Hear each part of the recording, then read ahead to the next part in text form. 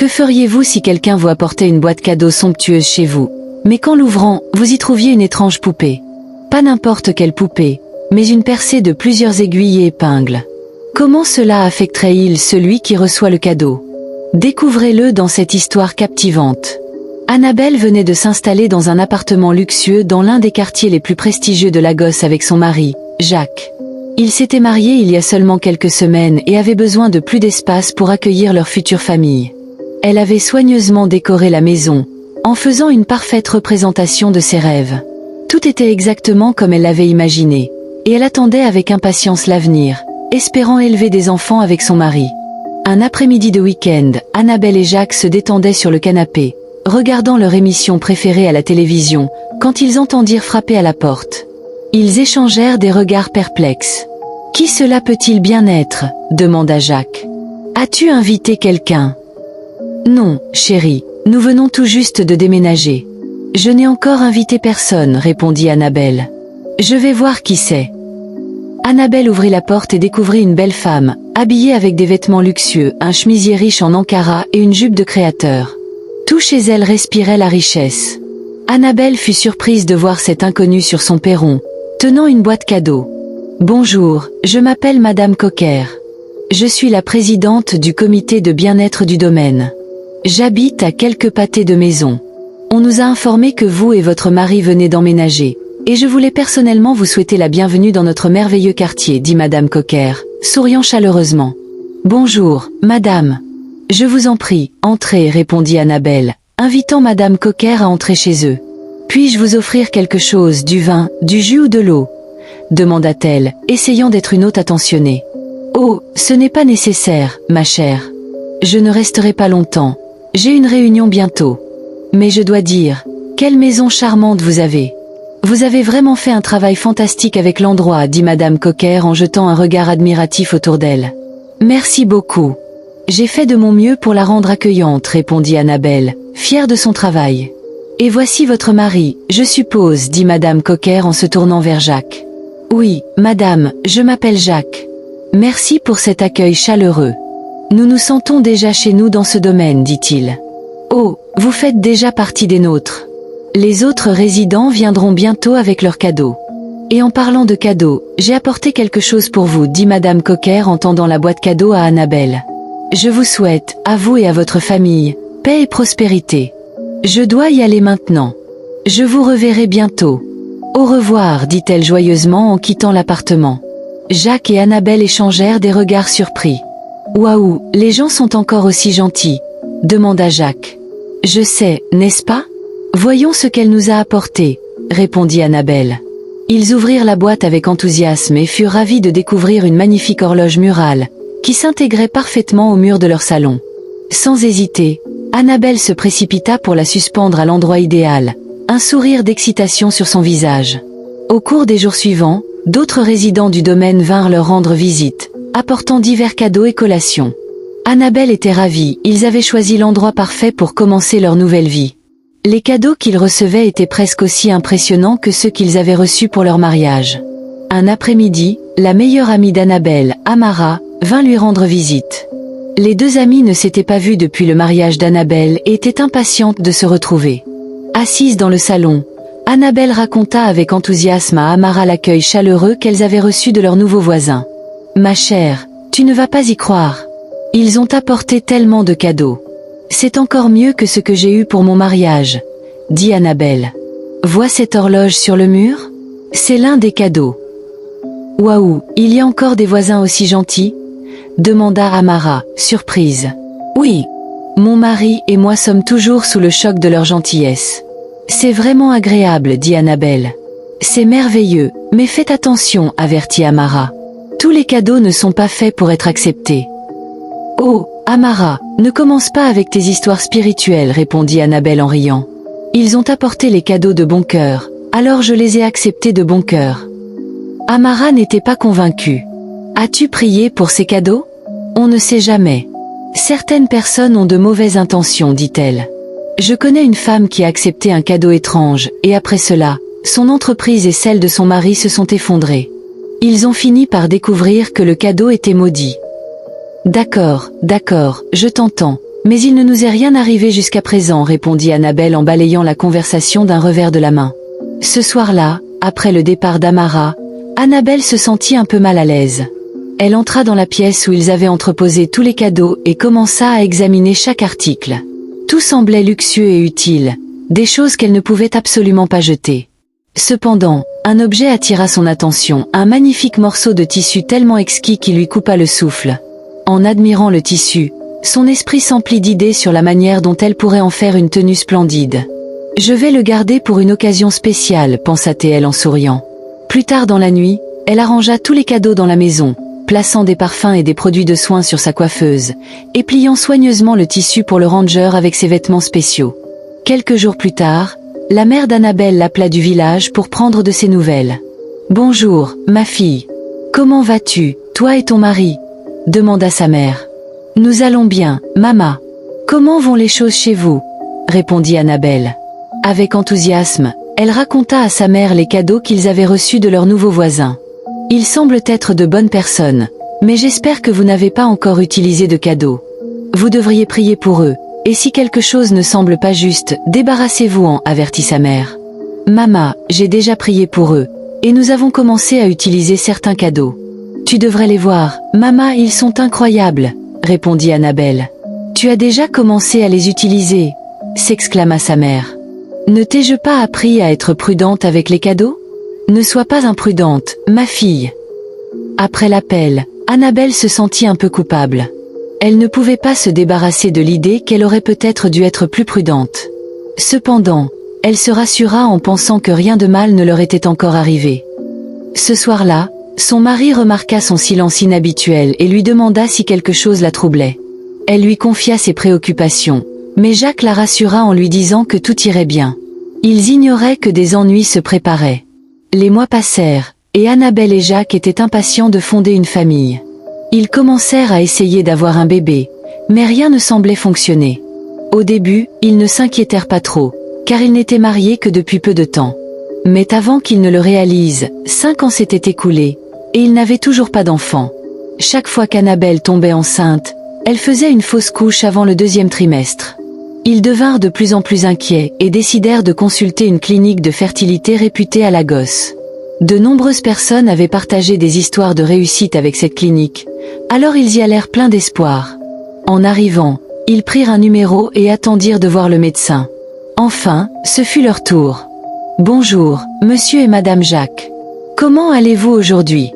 Est-ce votre première visite ? » demanda le médecin avec gentillesse. « Oui, docteur, c'est notre première fois ici, répondit Jacques nerveusement. « Pouvez-vous me dire quel est le problème ? Demanda le médecin. « Nous essayons d'avoir un bébé depuis des années, mais je perds toujours la grossesse avant le 2e trimestre. Nous espérons que vous pourrez nous aider, dit Annabelle, la voix teintée de tristesse. Le médecin acquiesça en prenant des notes tandis qu'ils expliquaient leur situation. « Je suis vraiment désolé que vous ayez dû traverser tout cela, dit le médecin. Avant de pouvoir recommander quoi que ce soit, je voudrais effectuer quelques tests sur vous deux, juste pour être sûr. Ensuite, nous pourrons prendre les mesures nécessaires. Cela vous convient-il, monsieur et madame ? Oui, docteur, nous sommes prêts à faire n'importe quel test, répondit le couple. Le médecin nota une liste de tests et les envoya au laboratoire, leur demandant de revenir une fois les résultats prêts. Ce jour-là, Annabelle et Jacques se rendirent au laboratoire où toutes sortes de tests furent effectués sur eux, puis ils rentrèrent chez eux. Quelques jours plus tard, ils retournèrent chez le médecin, le cœur lourd. « Monsieur et madame, j'ai examiné vos résultats de test, et il apparaît que vous êtes en parfaite condition pour avoir des enfants, dit le médecin avec un sourire. Mais docteur, c'est ce que les autres hôpitaux nous ont dit. Pourtant, nous n'arrivons toujours pas à avoir d'enfants. S'il vous plaît, docteur, vérifiez encore, supplia Jacques, l'inquiétude visible sur son visage. Monsieur Jacques, nous avons effectué différents tests sur vous deux, et ils sont tous revenus normaux. D'un point de vue médical, vous êtes tous les deux en bonne santé, réaffirma le docteur. Il donna ensuite à Annabelle des compléments alimentaires et des vitamines pour favoriser la conception, ainsi qu'une liste d'exercices et d'aliments à consommer. Annabelle et Jacques quittèrent l'hôpital, brisés. Leurs espoirs étaient à nouveau anéantis. C'était la 10e clinique de fertilité qu'ils visitaient au cours des dernières années, et chaque fois, on leur disait la même chose, rien n'était anormal. Les visites incessantes aux hôpitaux et les déceptions répétées commençaient à peser sur leur mariage. Ce soir-là, maman appela depuis le village pour prendre des nouvelles de sa fille. « Annabella, comment vas-tu ? » ?»« Des nouvelles ? » ?»« Aucune nouvelle, maman. Je suis fatiguée. Nous sommes allés dans une autre clinique de fertilité, et le résultat est le même. Rien n'est anormal chez nous, répondit Annabella en pleurant. Oh, ma fille, ne pleure pas. Tu es encore jeune. C'est Dieu qui donne les enfants, et il te donnera les tiens. Je t'ai envoyé des herbes pour apaiser ton ventre. Bois-en chaque soir. J'en ai bu aussi quand j'étais plus jeune. Dieu fera son œuvre, ma fille. D'accord, maman. Merci, répondit Annabella avant de raccrocher. Elle éclata en sanglots, pleurant amèrement. Pourquoi mon cas est-il différent ? Personne dans ma famille ou celle de mon mari n'a jamais eu de retard à concevoir. Alors pourquoi suis-je différente ? Se lamenta-t-elle, pleurant pendant des jours. Déterminée à suivre les conseils du médecin, Annabella respecta les instructions. Elle prit les compléments alimentaires, fit régulièrement de l'exercice et adopta le régime recommandé. Mais ce mois-là, elle fut dévastée quand ses règles arrivèrent à nouveau. Elle pleura amèrement, et Jacques la consola en lui demandant d'être patiente. Quelques semaines plus tard, une amie proche d'Annabella lui suggéra d'essayer une autre méthode de conception. Elle l'orienta vers une clinique spécialisée en FIV. La femme de mon oncle a eu ses enfants grâce à la FIV. Je pense que toi et ton mari devriez essayer aussi, conseilla son amie. Ce soir-là, Annabella parla à son mari de la clinique FIV et suggéra d'essayer, mais Jacques était réticent. Annabella, ce n'est pas que je ne veuille pas essayer, mais j'ai entendu dire que la procédure est très chère. Je ne pense pas que nous puissions nous le permettre en ce moment. Les visites régulières à l'hôpital ont déjà vidé nos économies, et nous vivons au jour le jour, raisonna Jacques. Je sais, mais pour qui économisons-nous cet argent ? N'est-ce pas pour les enfants que nous n'avons pas encore ? C'est ma chance de tenir enfin mon bébé, et je ne veux pas la manquer, plaida Annabella, essayant de convaincre son mari. Chérie, non. Je ne suis pas d'accord avec toi cette fois-ci. Attendons Dieu et soyons patients. Nous ne pouvons pas nous permettre cette procédure maintenant. S'il te plaît, comprends, insista Jacques. Cette nuit-là, ils eurent une violente dispute. Annabella exigea qu'il fasse la procédure ou elle quitterait le mariage. Après plusieurs jours de dispute, Jacques finit par céder. Il contracta un prêt à son travail, et ils se rendirent tous deux à la clinique de fertilité pour entamer leur parcours FIV. Cependant, après plusieurs semaines, la procédure échoua. Tout leur argent était parti, et ils étaient maintenant criblés de dettes. Jacques était frustré. Il n'avait jamais voulu faire cette procédure, et maintenant, ils étaient ruinés. Le foyer autrefois rempli d'amour et de lumière était désormais assombri par un vide qui menaçait de les séparer. Chaque jour, ils se disputaient pour des futilités. Les fondations même de leur mariage vacillaient. Un jour, maman Annabella appela à nouveau depuis le village. « Allô, ma fille. Comment vas-tu ?» demanda-t-elle, d'une voix faible mais ferme. « Je vais bien, maman. Et toi ? Ta voix semble faible, » répondit Annabella. « Ma fille, je vais bien, mais je m'inquiète beaucoup pour toi. La nuit dernière, j'ai fait un rêve très troublant à ton sujet, et c'est pour cela que j'appelle, » dit maman Annabella. « Un rêve ? Qu'est-ce qui s'est passé, maman ? » demanda Annabella. « Ma fille, oublie ce qui s'est passé.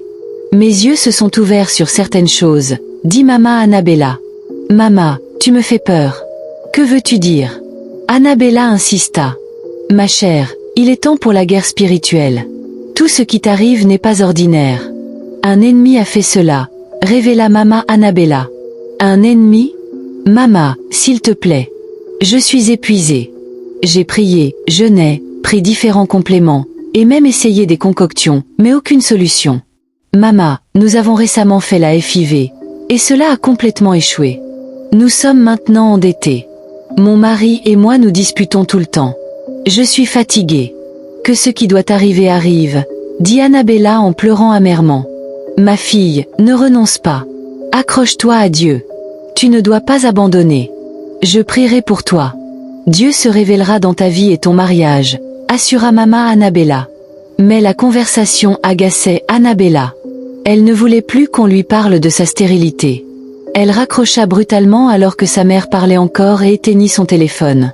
Ce week-end-là, Jacques partit pour une conférence d'affaires à Abuja, laissant Annabella seule à la maison pour la première fois en 5 ans de mariage. Annabella s'ennuyait à mourir. La grande maison semblait vide et solitaire sans son mari. Elle prit son téléphone et appela Amara, sa meilleure amie, qui vint plus tard ce soir-là passer la nuit chez elle. Alors qu'elle discutait dans le salon, Amara demanda à Annabella de l'accompagner à un mariage le week-end suivant. « Ma chérie, un membre de mon église se marie. Tu veux venir avec moi ?» demanda Amara. « S'il te plaît, je ne veux pas assister à des rassemblements sociaux. Je veux juste me cacher de ce monde cruel, » plaisanta Annabella.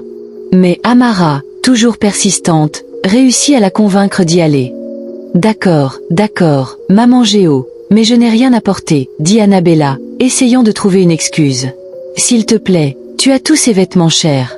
Sors en un avant qu'ils ne commencent à prendre la poussière, » taquina Amara. Annabella se rappela d'un magnifique tissu de Sillard qu'on lui avait offert 5 ans plus tôt, lorsqu'ils avaient emménagé dans leur appartement. Elle demanda à son amie d'attendre pendant qu'elle allait le chercher dans sa chambre. Ce soir-là, Annabella descendit la valise contenant tous ses précieux pagnes. Elle sortit le magnifique tissu, mais ce qu'elle vit faillit lui couper le souffle. Le tissu autrefois magnifique ressemblait à un chiffon déchiré et sale. Annabella était sous le choc. Comment cela pouvait-il être possible? Un rat avait-il pénétré dans la valise et mangé le tissu? Elle vérifia le reste de la valise, mais tous les autres tissus étaient intacts. Il n'y avait aucun signe de rat. Annabella ouvrit le tissu désormais en lambeaux, et à sa grande horreur, une poupée bébé, percée de plusieurs aiguilles, tomba par terre. Elle poussa un cri de terreur, complètement déconcertée et effrayée pour sa vie. Amara se précipita dans la chambre après avoir entendu le cri et fut tout aussi choquée par la scène bizarre qui se présentait devant elle. « Annabella, qu'est-ce que c'est ?» cria Amara, terrifiée. Mais Annabella n'avait pas de réponse. « Je ne sais pas. Je l'ai trouvé à l'intérieur de ce tissu. C'est celui que les gens de la résidence m'ont offert il y a des années quand nous avons emménagé, » dit Annabelle, abasourdie. « Les merveilles ne cesseront jamais, » s'exclama Amara. Sans perdre de temps, Annabelle appela son pasteur et quelques guerriers de prière. Environ 1 heure plus tard, le pasteur Bod et les guerriers de prière arrivèrent chez Annabelle. En voyant la poupée bébé par terre, le pasteur Bod cria « Esprit de stérilité, sors d'ici maintenant !» Il se mit immédiatement à prier et à parler en langue. Annabelle se tenait derrière eux, la peur et la terreur gravées sur son visage, ne comprenant pas vraiment ce qui se passait. Tout ce qu'elle pouvait dire, c'était « Amen, Amen ». Les prières durèrent des heures jusqu'à tard dans la nuit. Le pasteur prit de l'huile d'onction et en aspergea la poupée maléfique ainsi que le tissu. Il prit les objets maudits à l'extérieur et les brûla. Annabelle les suivait partout dans la maison pendant que le pasteur priait et oignait chaque pièce. Lorsqu'ils se retrouvèrent enfin dans le salon, le pasteur Bod déclara « C'est fait ». « Pasteur, qu'est-ce qui est fait ? Je ne comprends pas ce qui se passe, dit Annabelle, toujours confuse. Ma chère sœur, le Seigneur vient de te délivrer de l'esprit de stérilité qui pesait sur ton mariage. D'où as-tu obtenu cet objet maléfique ? Demanda le pasteur. Pasteur, je suis sous le choc. Ce tissu était autrefois si beau. Il faisait partie des cadeaux que nous avions reçus quand nous avons emménagé dans cet appartement. Je l'avais rangé dans mes bagages avec d'autres pagnes, mais j'ai été stupéfaite de voir qu'il s'était transformé en haillon, avec cette poupée maléfique à l'intérieur. Je n'avais aucune idée que tout cela se trouvait dans ma maison. Le cœur des hommes est désespéré. Ma sœur, tout le monde n'est pas heureux que tu sois heureuse. C'est pourquoi tu ne devrais pas accepter de cadeaux de n'importe qui. Cette porte percée d'aiguilles symbolise la stérilité.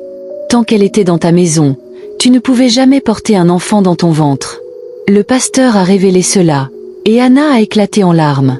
Qui aurait pu faire une telle chose ? Que avait-elle fait pour mériter une telle méchanceté ? Elle aurait dû écouter ses amis il y a des années, pensa-t-elle. Lorsque le pasteur et les guerriers de prière sont partis cette nuit-là, Anna ne pouvait plus supporter de rester dans la maison. Elle a pris quelques vêtements et est allée chez Amar, attendant le retour de son mari de son voyage d'affaires. Quelques jours plus tard, Jacques est revenu et a retrouvé Anna chez Amar. Anna raconta tout à son mari, et il fut profondément choqué. « Nous devons déménager de cette maison », dit Jacques avec insistance, et Anna était d'accord. Cette semaine-là, ils ont vendu tous leurs biens de la maison, y compris les cadeaux qu'ils avaient reçus des gens du domaine. Discrètement, Ils ont emménagé dans un nouvel appartement, loin du domaine. Ce même mois, Anna est tombée enceinte. Ils étaient tous les deux anxieux, se souvenant de ce qui était arrivé à ses précédentes grossesses, mais le pasteur Baudet les encouragea à rester fermes dans leur foi et à prier constamment. Quelques mois plus tard, Anna a donné naissance à des jumeaux, un garçon et une fille.